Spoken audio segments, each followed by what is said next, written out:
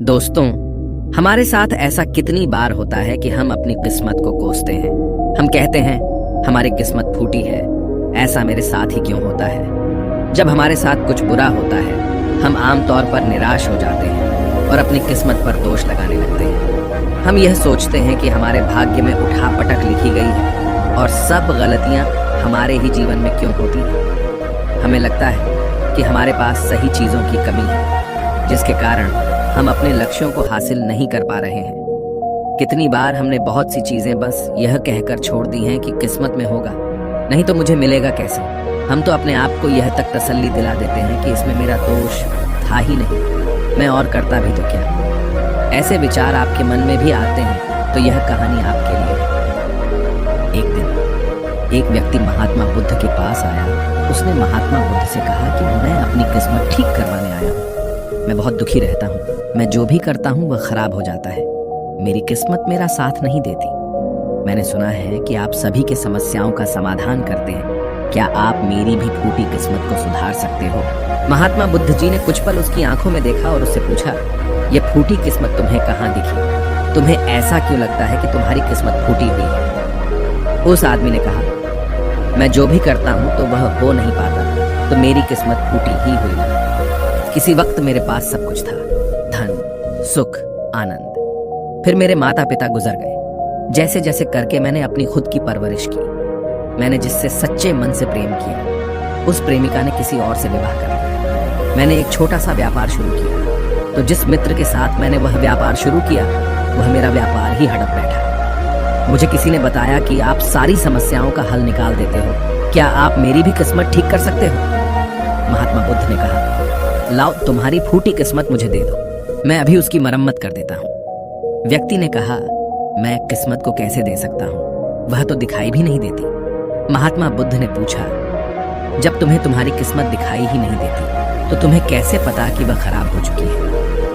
उस व्यक्ति ने सोचकर उत्तर दिया, नहीं, मैंने कभी ऐसा नहीं देखा कि मेरी किस्मत सचमुच खराब हो चुकी है। व्यक्ति ने कहा, मेरी किस्मत खराब है तभी तो मेरे साथ सब कुछ गड़बड़ हो जाता है, मेरे बनाए बनाए कामों पर पानी फिर जाता है।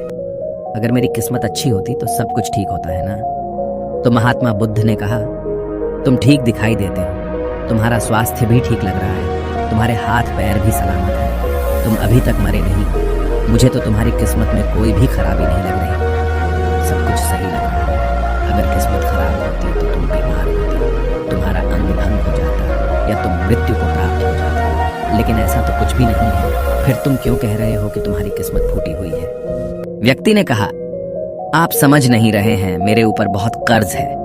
लोग रोज मेरे घर धमकाने आते हैं। जिनसे मैंने कर्जा लिया है वे मुझे मरने तक की धमकी देते हैं। मेरा घर भी उन्होंने छीन लिया है, अभी भी मेरे पीछे पड़े हैं। तो ऐसे में मैं कैसे कह सकता हूँ कि मेरी किस्मत सही है? महात्मा बुद्ध ने विचार पूर्वक कहा, तो समस्या गंभीर है। व्यक्ति ने उदासीनता के साथ कहा, जी हाँ, अब आप समझे ना कि मैं कितने बड़े दुख से गुजर रहा हूँ।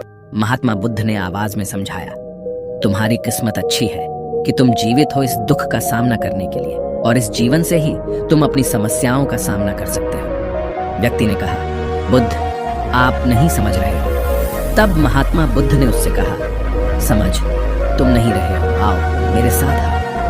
महात्मा बुद्ध उसे व्यक्ति को अपने साथ पास वाली नदी के किनारे ले गए और कहा, यह देखो इस बहती नदी को, इस नदी में अगर मैं एक पत्ता गिरा देता हूँ तो तुम मुझे बताओ, ये पत्ता किस दिशा में बहेगा? व्यक्ति ने कहा, पत्ता तो नदी के बहाव के साथ नदी की दिशा में ही जाएगा। बुद्ध ने कहा, बिल्कुल सही, अब बताओ पत्ते की किस्मत किसके हाथ में है? व्यक्ति ने कहा, इस पत्ते की किस्मत नदी के हाथ में है, वह जहां चाहे इसे ले जा सकती है। तो महात्मा बुद्ध ने कहा, लेकिन पत्ते तो मेरे हाथ में हैं, मैं चाहूं तो इसे नदी में डाल सकता हूं, चाहूं तो नहीं। व्यक्ति ने कहा, तो फिर इसकी किस्मत आपके हाथों में है, आप जहां चाहे इसे डाल सकते हैं। महात्मा बुद्ध ने कहा, लेकिन इस पत्ते की किस्मत मेरे हाथ में नहीं है, मैं जितना भी चाहूं इस पत्ते को सूखने से नहीं रोक सकता, यह सूख ही जाएगा और मर जाएगा। जब तक ये पेड़ पर था यह हरा था, इसे ऊर्जा मिल रही थी, लेकिन अब ये पेड़ से अलग हो गया है। अब बताओ इस पत्ते की किस्मत अच्छी है या बुरी? व्यक्ति ने कहा, अब तो इसकी किस्मत बुरी है क्योंकि अभी अपने पेड़ से अलग हो गया है। और ज्यादा दिन जीवित भी नहीं रह पाएगा, धीरे धीरे सूख जाएगा। महात्मा बुद्ध ने कहा, अभी यह मरा नहीं है, अभी भी है, जीवित है, और लाभ यह है कि अभी ये पत्ता वह सब कुछ कर सकता है जो वह पेड़ से लगे रहकर नहीं कर सकता था। बुद्ध ने वह पत्ता हवा में छोड़ दिया, वह उड़कर दूर जा गया। तब बुद्ध ने कहा, देखो, पेड़ पर रहकर भी कभी इतनी दूर नहीं जा सकता था। आज इसने स्वतंत्र होकर उड़ने का आनंद लिया है। फिर वह पत्ता उड़कर नदी में जा गिरा। बुद्ध ने कहा, देखा, अब वह पत्ता नदी में तैरने का भी आनंद लेगा। और अगर तुम ध्यान से देखो तो यह पत्ता कितने ही छोटे छोटे जीवों को अपने ऊपर बिठाकर नदी के एक किनारे से दूसरे किनारे पहुंचा रहा है। इस पत्ते की भी किस्मत अच्छी है, क्योंकि वह अपने नए अवसरों को ढूंढने में लगा हुआ है। तुम्हारी समस्याएं तुम्हें उड़ने का अवसर दे सकती हैं, यदि तुम उन्हें सकारात्मक नजरिए से देखो।